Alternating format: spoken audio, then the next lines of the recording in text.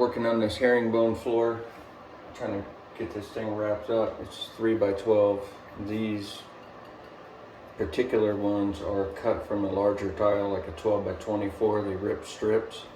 You can always tell because they'll have one edge, and then the bevels will be, sometimes you'll notice that the bevels are bigger on one side. So these are pretty finicky. You got to take a lot of time. I've prepped everything. Everything's perfectly flat. But just gonna put this row in right here. Maybe give you guys a couple pointers if you're maybe setting a similar floor. But the first thing is make sure your surface is very flat. So I'm gonna set this row here. And I've just been freehanding this stuff and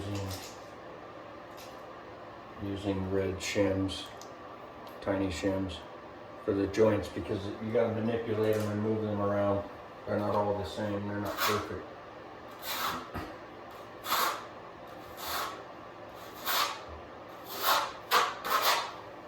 So it's pretty common when you're putting your mud on the floor nowadays to flat trowel your area first. They call it keying it in or burning it in. It just basically, it's like a bond coat.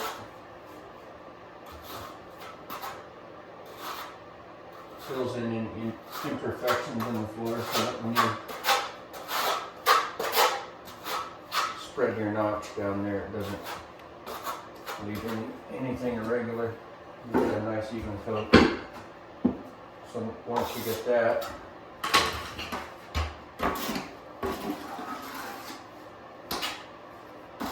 this is the third floor in this house. I've done 3 bathrooms in the past couple of months. I've been working on showers, 3 floors.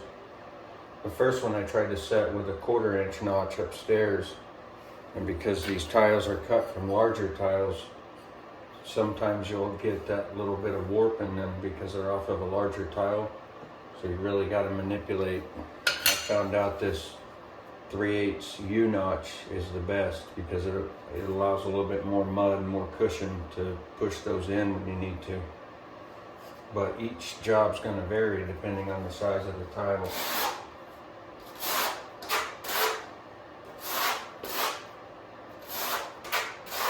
At this point, you're just trying to get your mud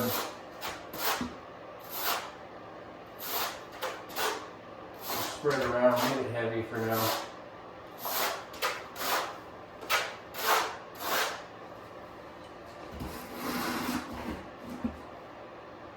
And these were all set yesterday. And I've already determined that these tails are good, so I'm just going to continue to work this way. So now that I've got that mud down there kind of heavy, I'm going to go back and get the ridges consistent. Normally, depending on the tile,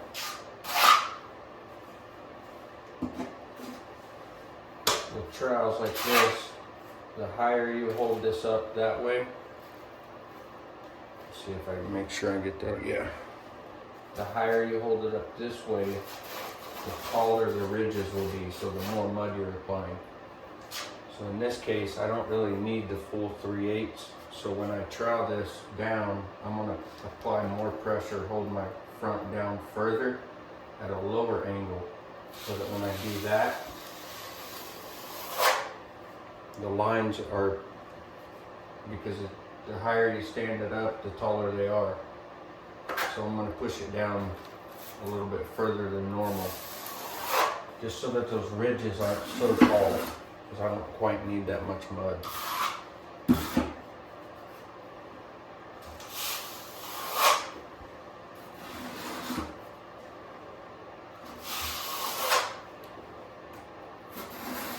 So you really want to make sure that your mud bed here is combed flat all in one direction.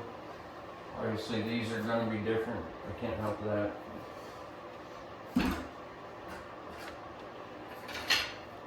And I always start in the center of everything. You always want to try to work from the center out if you can.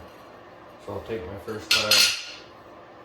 You want to pay attention to stuff, bare spots like that. You don't want bare spots. where your tiles connect. If something ever falls or anything can happen, but that's a weak spot right there. So I'll just put a little bit of mud on the end of that tile just to cover that little bare spot right there. Now with your floor, if you do your prep correctly, you should not have to fight it that much. So I'll put that tile in there and make sure I don't have any lippage here, here, or here, and that's pretty good right there. And I always just carry a level with me, and I'll put that there just to make sure that I'm running flat and level, which I am. So, now that I've determined this one's level and flat, if it needs any fine tuning, pretty good right there, then I'll go ahead and do the same with this one. And when you place those in there, you want to make sure that you rock those back and forth a good 1/4 of an inch away from the other tile, back and forth. What that does is it collapses those ridges and completely covers the back of your tile with mud. These smaller tiles you don't have to back butter. You can, but it makes a mess.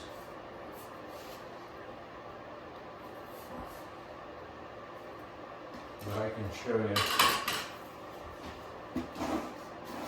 If you have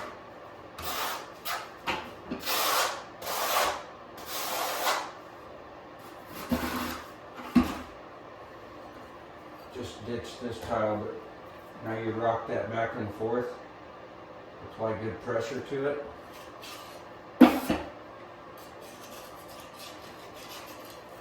Take that up, you have full coverage on your tile. That's exactly what you want. That's why I used a little bit larger notch on this.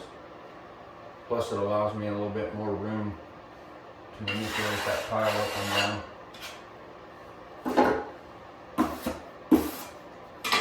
So proper trowel is always key.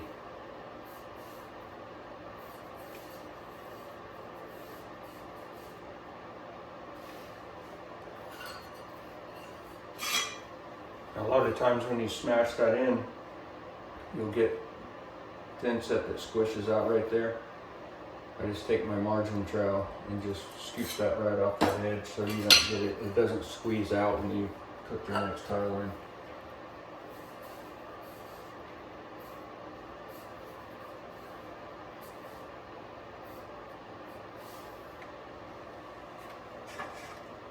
And I like to always check. See, it's running really flat. Very flat.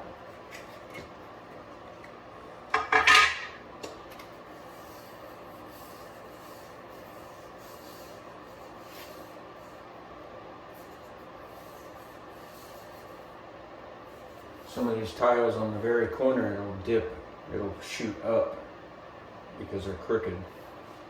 So you'll have a lip there, a tiny one. You just have to split the difference and do the best you can with it. But if you feel like that right there, I feel a lip, I can push that down. Now there's no lip. Because that little bit of extra cushion of mud under there allows you to get it exactly where you want it.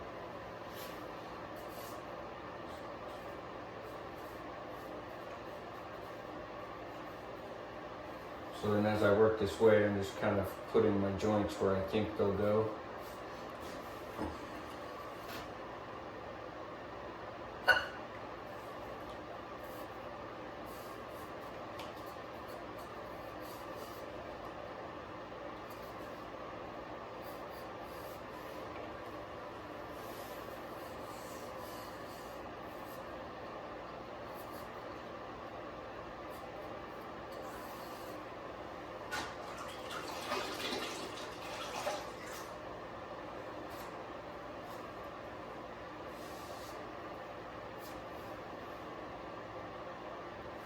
Okay, and you just continue to work that way. And then on my return trip, I'll have to go this way. When I'm getting close to the wall here, I'm gonna have to hop over on the tile and work, or let this cure overnight.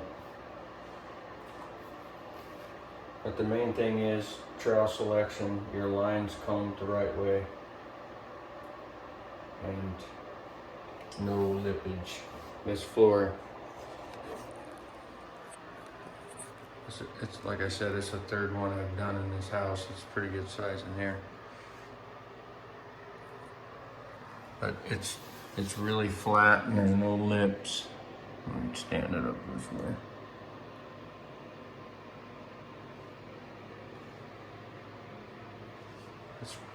It's a nice floor. Anyway, I'm gonna go and get this glue covered up, you guys. Catch you later.